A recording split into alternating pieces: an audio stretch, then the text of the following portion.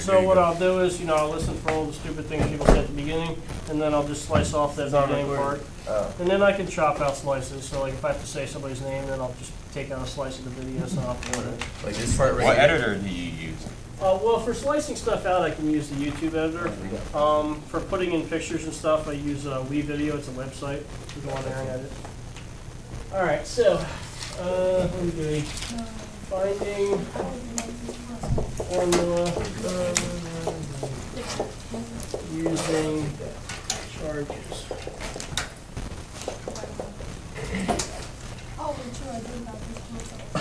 All right, so here's what we're going to do.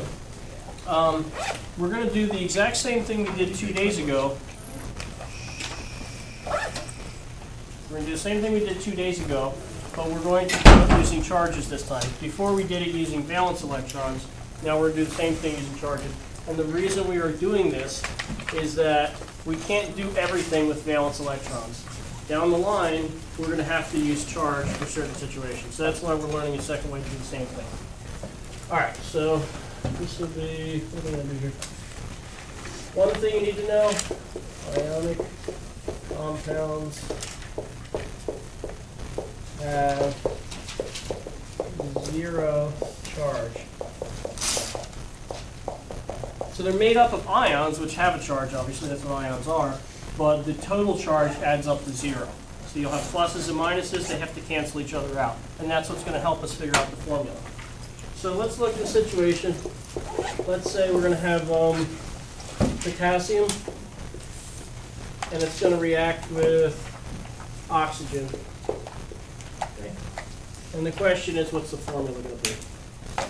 So to figure this out, we need to know the charges for both potassium and oxygen. And you gave them all to you yesterday. All you have to do is look at what column it's in to know what charge. If you don't have yesterday's notes, you can look on page 254 in your book. There's a wonderful table at the top. Potassium is +1 charge. Potassium is +1. I'm going to write 1 plus just to upset you guys. And what about oxygen? -2. All right, 2 minus. All right. So think about this. We have a -2, we got a +1. If we add them together, we get -1, right? That doesn't work. So what do we need? We need another potassium. We need to have 2 potassiums, so the 2 +1s, which is +2, right, will cancel out to -2. Make sense? I'm going to put 2 up here and let you know that. And so that means our formula is going to be K2O. It's just 2 times +1, right? This is +2. This is already -2, so we only need one of them.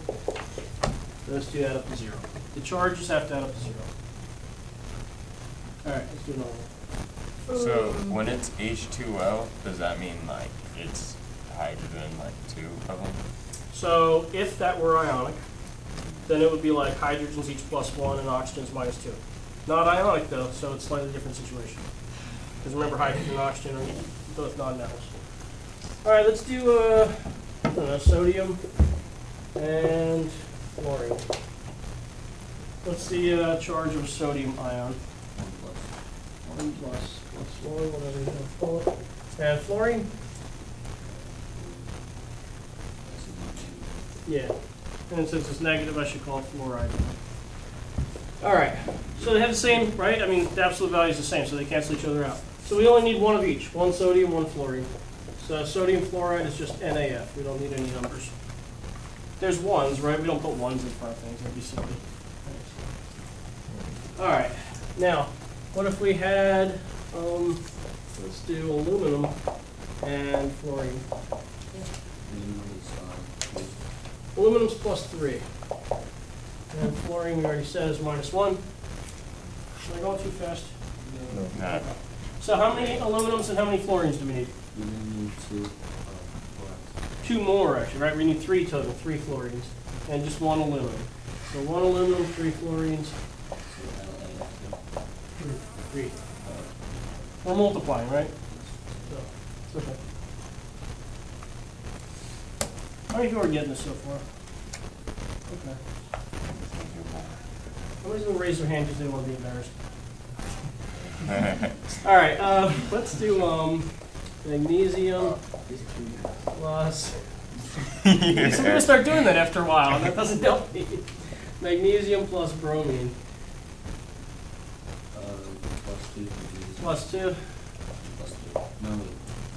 Whoa, calm down. Mine's on. Yeah. Listen, when you're doing this, there better be one positive and one negative, right? Otherwise, it's not going to work out. So if you get both pluses, then you screwed up somewhere. All right, so how many of each do we need? Yeah, we need 2 bromines, right? We need 1 magnesium and 2 bromines. This way it'll be +2, and 2 of these will be -2. That adds up to 0. So MgBr2. No. Questions? How do you know it's like 2 plus? So these here, they're, if you look at the periodic table, everything in the first column, and I have it written up there if you look at it, hydrogen, lithium, sodium, potassium, that whole first column is all +1. The whole second column, beryllium, magnesium, calcium, is all +2. Then we jump over to the other side, boron, aluminum, gallium, indium, those are +3. And then we skip the middle 4th row, column, excuse me, go to nitrogen group. That's -3, oxygen group is -2, fluorine group is -1. So they're all there. And there's a table on page 254, table at the top, and that tells you all of them. May I pass out the worksheets? Oh, whoa, calm down. Oh. Relax. Crazy over there. Whoa. What about like the ones in the middle? Yeah, the ones in the middle don't usually form ionic compounds, and when they do, sometimes they have different charges, so you're not always sure. So we won't deal with them today. Primarily today, you're going to deal with groups 1 and 2, and 5, 6, and 7 maybe. All right, let's do one that's a little bit harder, and this is really as difficult as this gets. Plus oxygen. Yeah, so aluminum's going to be +3, and oxygen's going to be -2. And we want these to add up to 0. So what can we multiply this by, and what can we multiply this by, so that they add up to 0? Because you can't multiply 2 by anything to get 3, right? And we can multiply 1.5, but we can't have 1.5 atoms. So what can we do? Yeah, exactly. If we do 2 times 3, and we do 3 times 2, they're both going to be the same number, right? So this is going to be 2 aluminums and 3 oxygens. So for the aluminums, you got +6 charge, because there's 2 of them. And for the oxygens, you got -6 charge, because there's 3 atoms, or 3 ions with -2 charge. So here you go, +6 and -6 out of 0. So it would be Al2. Al2O3. 2 aluminums, 3 oxygen. And that's as complicated as it gets, because really you don't see charges above +3 or -3.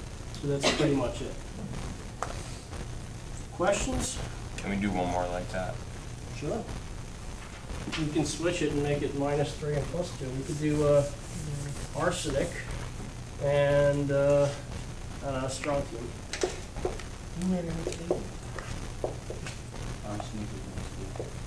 Arsenic is -3, strontium's +2. So now we're going to need what?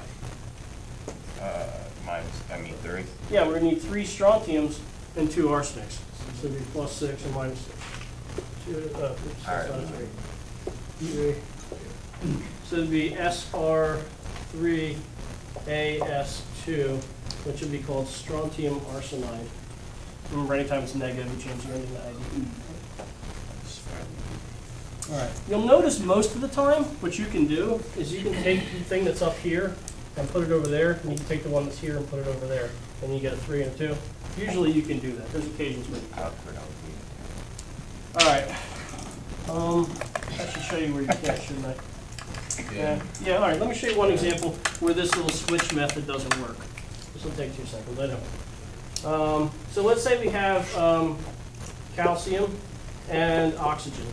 So these are both going to be 2s, right? This is +2 and -2. So here you wouldn't switch them and write Ca2O2. That'd be silly, right? Because you only need one of each to cancel each other out. Ca. So that's a situation where you wouldn't use that. But, you know, because if I put 2s in front of here, it'd still be a 1-to-1 ratio. Good? All right. Wonderful. So we'll do the honors one. No, that's it. Stop the video. No, it's the right.